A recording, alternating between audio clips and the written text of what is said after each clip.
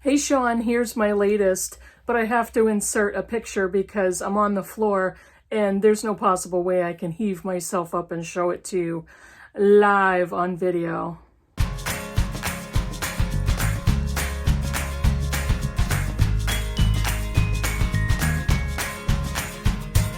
Hey BookTube, it's Kim at Middle of the Book March. I have a tag today. It is the Not So Newbie Book Tag, and I was tagged a while ago by Ange at Ange's Bookish Chatter. Hi, Ange. And the original was by Shelby Masako. I'm not sure if she's still making videos, but I will link their channels below.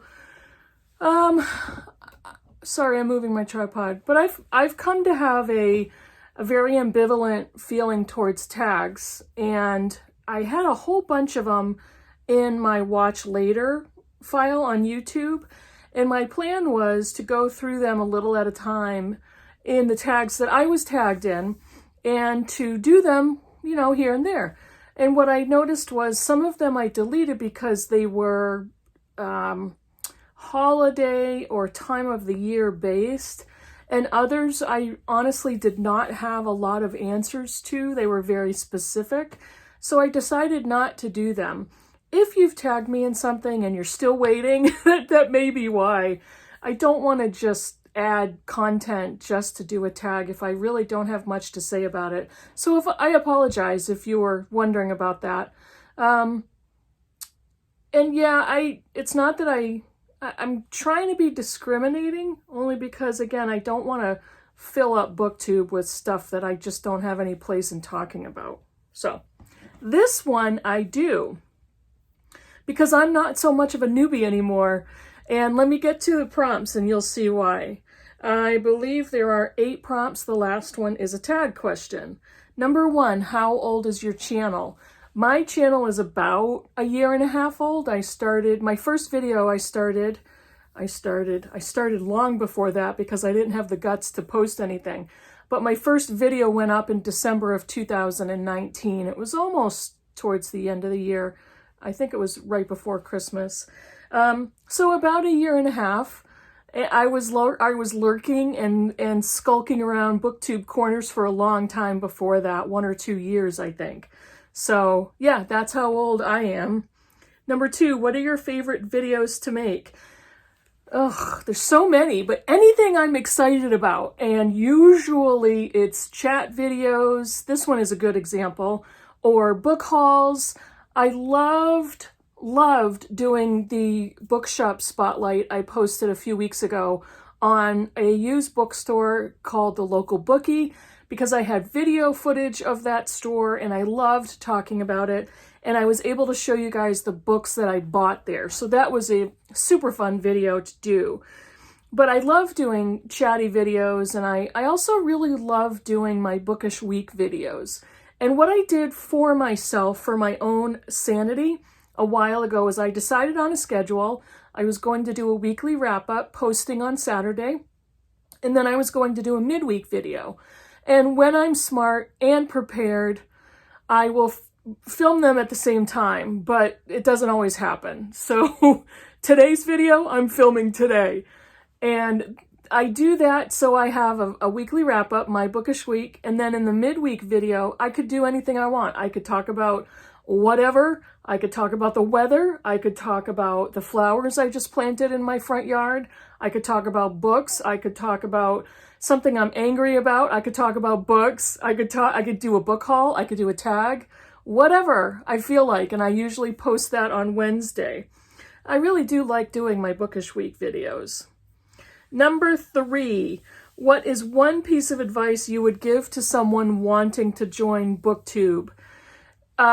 Waiting for the perfect time to start a channel is like waiting for the perfect time to have a baby. There isn't one. It doesn't exist. Just friggin' do it. All you need for BookTube is a camera and the sun. You don't need anything fancy.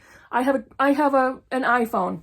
That's it. I don't use lights. I use the editing on iMovie, which came on the phone. I'm very low maintenance and have very simple tastes. That's all you need. What are you going to talk about? What is your content going to be? Just do a single video. You don't have to have all the answers. Hey, that's the perfect piece of advice. You don't have to have all the answers.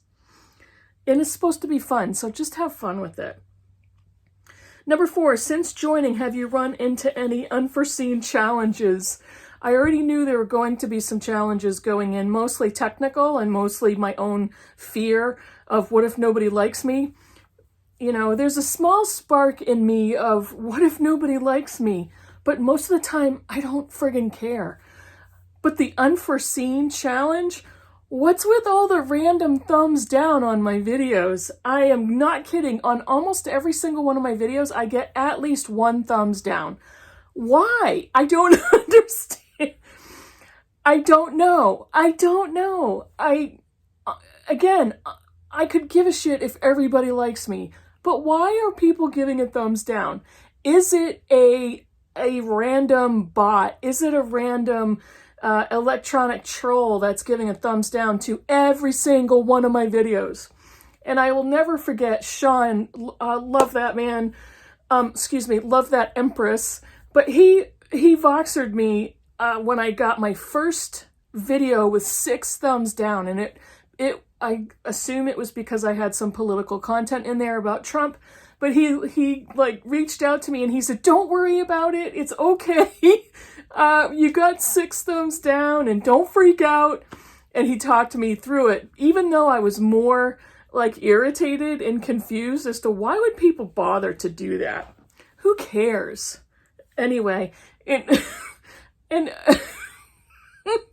every single video I look for the thumbs down. It's almost like a game now. And I can feel myself staring at the screen. Refresh. Is it coming? Is it coming? Number 5. Here's the book question. What is a favorite book or series you've read because of BookTube? I'll try to do this quickly. I never would have found this series without BookTube, but it's N.K. Jemisin's The Broken Earth Trilogy. The 5th season, The Stone Sky, and The Obelisk Gate. I first saw this one, the first one in the trilogy, the 5th season, on Kendra Winchester's channel. And I thought, okay, it's a kind of a mixture of science fiction fantasy. She sounds like a really cool author. The story sounded super interesting, and I tried it. Excellent. I loved it. So I never would have discovered that on my own, I'm pretty sure. What's another one? This book I found because a commenter, I think it's Indie Driven, who used to have a channel. She doesn't have one anymore. I made a comment about Richard Powers' The Overstory, which I slogged through that book. I just did not like it. It was a 2-week slog that I will never get that time back in my life. And she said, if you didn't like if you didn't like The Overstory, try Greenwood by Michael Christie. This book was glorious. And I don't know if I ever would have discovered it on my own, but this was one of the best book recommendations ever.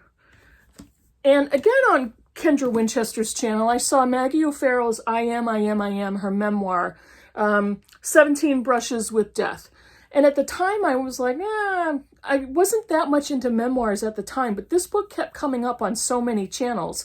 And I tried it. I got it from the library, liked it, and then eventually I secured my own library copy.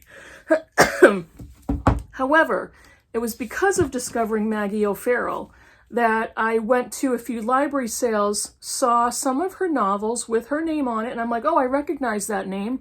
I'm going to read the blurbs of the novels, and they sounded interesting, and I bought some at a library sale for like 50 cents a dollar. So I collected those.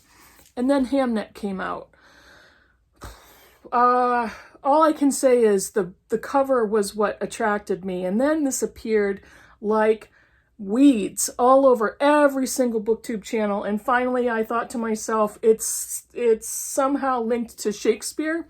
I'm gonna try it. Cried twice. One of the best books I've ever read. Was it last year?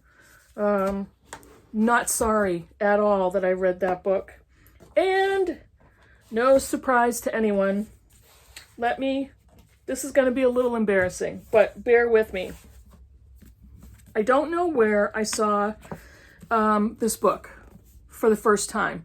I think in a cloudy way I knew it was out there in Bookland. I don't remember, I don't know, but I saw it on somebody's BookTube channel and it was a read-along. So I registered it in the back of my mind. And then I saw it online, I think on Book Outlet, in this particular version. And it has French flaps and deckled edges in a paperback version, which I absolutely love. So I bought it, and I bought Middlemarch. My very first buddy read was with Alba from Seriella with Middlemarch. We did it for 2020 March of the Mammoths. And I absolutely love, this is the Penguin, I think it's the Penguin Deluxe Edition. No, Harper Perennial. I am lying like a rug. This is Harper Perennial Legacy Edition. You know, French flap and deckled edges, and I really like this artwork on the cover. So we buddy read this, and I thought I had died and gone to heaven. What have I done so far? First of all, I changed my channel name. That's how crazy I got. But I started collecting different versions of Middlemarch. Yeah, so now I have that one. I also have the Modern Library edition. I don't go off and spend hundreds of dollars on all these editions. I find them in either library sales or bargain prices or used or whatever. This one I displayed on my slip-covered books video. This is Middlemarch, slip-covered, the Folio Society from 1972 with illustrations, and it's just in gorgeous, beautiful, like new condition. The font is easy to read. I always look for good font. You know, it's got illustrations peppered throughout. So I have that one. I also have the Penguin, Penguin Drop Caps edition of Middlemarch, and it's got the yellow edges. Again, I really like the font. I don't know. And I like this one. It's, you know, it doesn't really have any specific artwork on the cover except for the E for George Eliot. And the last one, this one is super cute. This is the, what is it called? Macmillan Collector's Library. Look at how tiny this little book is. My hand is bigger than the book. It's these little editions, collectible editions. The font is in gold foil. It's kind of like that Tiffany blue. The edges are gold. There is the built-in ribbon bookmark in this gorgeous light blue color, and it's almost like Bible pages. It's not super thin onion skin, but and then the end paper. But when you take the cover off, look at how beautiful this is. I hope you can see that. Look at that embossing right there, and that's the edge, the spine in gold. So. And I think one of my future videos is going to be my Macmillan Collector's Edition library collection. So this is my Middlemarch version. So I think I have 5 copies of Middlemarch at this point. Yeah. Number 6, overall, what is your favorite aspect about BookTube? It's gonna sound like a cliche, but it's the people and the friendships, the relationships that I get to form. You know, most of them are online. However, we can see each other. We can talk virtually over comments, but we can Voxer and hear each other's voices in a personal way. You get connected with people, and you get involved in a bunch of buddy reads with all different types of people, all different people. It's not just a really closed, exclusive group. Just the relationships and the friendships and personal messages and the things you find in common. It's so fun, and there's some amazing bookish people out there. That is the best part, and I would doubt anybody that says any differently about that. Oh yeah, my favorite part is editing videos. Frick no, it's not my favorite part. Oh, my favorite part is when I have to upload to YouTube. No, it's not my favorite part. Oh, my favorite part is looking at YouTube statistics. No, not at all. Honestly, I watched Claudia's video from Spinster's Library. I'll try to remember to link it below. I don't give a shit about stats. I don't care about the YouTube page on Studio that shows me all my numbers and the graphs and the charts. I don't care. I know it's there. I look at it every now and then, maybe every week and a half I look at it, or I remember to look at it. I barely remember to look at how many subscribers I have because that's not what's important to me. And I don't want to freak myself out. It's probably the biggest reason I avoid it. So yeah, if anybody says that's their favorite part, they're lying to you. Okay, number 7, want to spread the BookTube love? Yes, great. Give at least one newbie a shout out. I'm going to give 3 newbies a shout out. One of them is Misa from Books and Sushi. I don't know why she doesn't have more subscribers. She's wonderful, engaging, smart. She has great selection of books. She reads internationally. She's wonderful, and she's great to talk to over the comments. Go and check her out. Her link is below. Then there's David Wiley. David has some awesome books that he likes to read. A lot of classics, tons of fantasy, tons of really obscure, interesting titles that he comes out with. So he's a super booktuber and great for having conversations in the comments. And then somebody who's very new, I think she has less than 60 subscribers. She's a British booktuber, and her name is Mila from Mila's Book Reviews. She does book reviews. She's funny, she's snarky, exactly what I love in a booktuber, and she's super. So if you love individual book reviews, her channel is for you. Go and check it out. Number 8, who do you tag? I have decided not to tag anybody in any tag videos because it's just like it's stressful to try to come up with those names. It's stressful to name a couple people and not pick out a few other people. I don't want anybody to feel left out. So from now on, if I do a tag and you're interested in it, do it. Do your tag on your channel and say that you saw it on my channel. I don't care. I would love to hear anybody's answers to this tag, especially if your channel, about a year or so old right now. Do the tag. It's fun and you get to talk about a lot of things. You don't have to search your house for all these books. I got mine within about 3.5 minutes because I knew where they all are. But do the tag. I'd love to hear your answers, and I'm not going to put the pressure on anybody and tag you. That's it for me. Let me know in the comments below. Do not give me a thumbs down. There's no reason why you should. Don't be mean. See you in the next video.